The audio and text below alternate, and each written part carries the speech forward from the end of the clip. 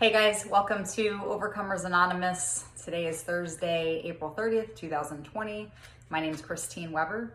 And today's topic is how can we overcome and what does it even mean to overcome? So I'm just going to start this off with a definition. I wrote down the definition to the word overcome and what overcome means to succeed in dealing with a problem or a difficulty, to defeat or prevail, to overpower or to overwhelm. And I want to stop right there because to overcome or to overwhelm. So if you have a problem that you're trying to overcome, but you keep giving into it, then you are not overcoming that problem. That problem is overcoming you. Okay. So if you, and I like the word overwhelm because for me it means that if you are having a hard time overcoming the thing that you're trying to give up or whatever it is that you're trying to overcome, then if you keep giving into it, then that thing is basically overwhelming you. And so for me, it means that you just feel so overwhelmed that you just can't help but keep going back to that thing. So I want to talk a little bit about this. So how can we overcome? First of all, you cannot overcome legalistically. And what I mean by legalistically is the best word to describe this is religion.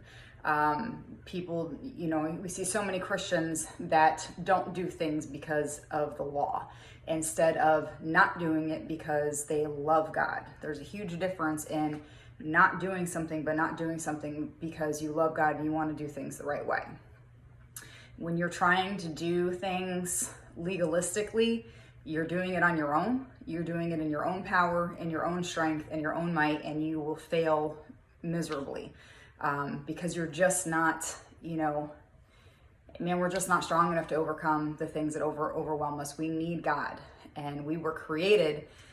God created us, and He created us to need Him. We can't do things without Him. So one of the things that I wanted to point out, though, is that we are surrounded by, it's so hard to overcome our problems because we are completely surrounded by people who are overwhelmed by their own problems or overcome by their own problems. And so we work with, we live with, we're completely surrounded with people who just have all these problems that nobody overcomes, and it's a normal thing.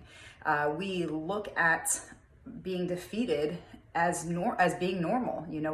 We're around people all the time that are just, they suffer with all these problems, but they don't overcome them. And so it's normal for those people. And the thing is that if you don't know your purpose, you won't have the desire that you need to help you overcome the things that you're faced with, your difficulties, right? So here's the thing.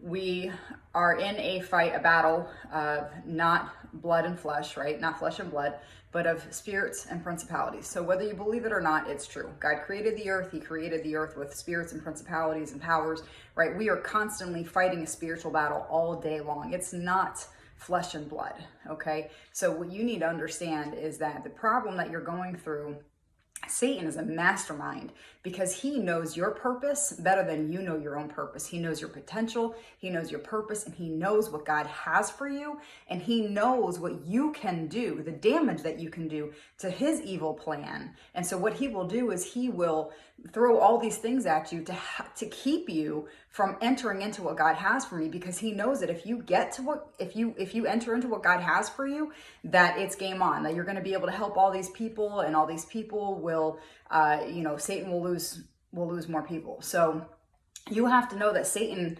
knows your purpose. He knows your potential, and you need to recognize it too. You need to know how powerful you can be because of the way God created you, right? So if you don't know your purpose, I just want to encourage you to pray and ask God for him to show you what your purpose is, why he created you, the plan that he has for you, the things that he wants you to do, the people he wants you to help, right? We're all here to help each other in one way or another, right? We're here to help each other with our gifts, with our talents, whatever God created you, how he created you, he created you in a way to help advance his kingdom, okay? And you cannot advance his kingdom if you are stuck dealing with your issues. If you can't overcome your problems, how are you going to be able to help the next person overcome theirs, right? Because you can't teach somebody something that you haven't taught yourself. You can't help somebody overcome something if you don't even know how to do it because you haven't figured it out for yourself, right? So I just want you guys to just encourage you that if you don't know your purpose, to please pray and ask God for him to show you what it is, and he will reveal it to you, because you need that desire. You need to know that you have something to work towards, that you say, okay, I have to overcome this because I will never get there if I don't get through this, right? So it'll give you that boost, that desire that you need to push you. For me, I knew that I had to quit smoking or I wouldn't be able to sing. That's one thing for me. I am not using that gift just yet because I'm just not in that season right now. But I had to give up the smoking because I would never be able to get there. So that was one of the things that I know that God has for me. I do want to talk about the two of the many drug addictions that I had. One was for heroin and the other one was cocaine. And the first one, God completely delivered me from, the heroin. And the second one, God also delivered me from that as well. You know what? Both times when God delivered me, I say that he delivered me because I didn't, once he delivers you, he removes that desire from you. It's like he pulls out this root and it's just gone. You never struggle with wanting to do it again or needing to do it again. It's just, he just removes this desire from you. But I'm not going to say that, I didn't struggle up until that point, because I did. I struggled with the heroin and with the coke. The coke longer, it was 5 years. The heroin was a year, or a year and a half, 2 years. I'm trying to think, sorry. But it was almost 2 years. And you try to give it up, and you try to give it up, and you try to give it up, and you keep going back, you keep going back. You count the days of how long you're clean for, and you keep going back, and you keep stumbling, you keep falling, you keep stumbling. And that whole time, you're crying on the inside because you don't know how to get out. I had people praying for me. I had also prayed for myself that God would help me. And so, the back and forth, back and forth, back and forth, it's like you're trying to rip away from the things that Satan has tied you to. But for me, I made a decision. I had people in church who actually offered me to come live with them. And I knew that if I went to go live with them, that would mean that I would have to walk away from that lifestyle. And I didn't at first. For several months, I turned that down. But I'll tell you what, when I finally made the decision to say, okay, I'm ready, because I got so tired of the back and forth, I just couldn't give it up. I didn't know what to do anymore. When I finally made that decision to go, it's like, once you take that step, God takes the rest he does the rest for you, right? Because I made that decision to go move into these people's houses.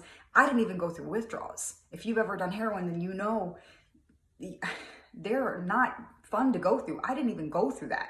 God completely delivered me. So the second one was the cocaine addiction. I went through that for 5 years, praying and praying and praying and praying. I think the biggest problem there for me was that I was with an ex-boyfriend.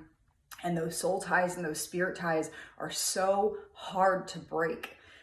You keep going back, you keep going back, you keep going back. It kept me from being able to break free. But I kept praying throughout the whole time. I had other friends praying for me. And, one of the things that I want to encourage you to do is, like I said, you cannot do this in your own power. You have to pray and you have to ask God to help you, right? So you come to God and you say, God, I need your help. I cannot do this anymore. I am in trouble. I am weak. I can't do this anymore. I don't know what I need to do, but I need your help. So you pray and you ask God whatever you got to do, and you keep praying and you keep praying and you keep knocking on that door and you keep crying out to him. And if you've got friends that are Christians, reach out to them and ask them to pray for you. You don't have to tell them why. You don't have to tell them what you're going through, but ask them to pray for you. And those people, man, God will put favor and mercy on their hearts for you, and they will pray for you as if you're praying for yourself. But at the same time, you have to reach out to God. You can't just expect God to deliver you from something if you're not reaching out to him yourself. God needs to hear from you. It's a personal relationship.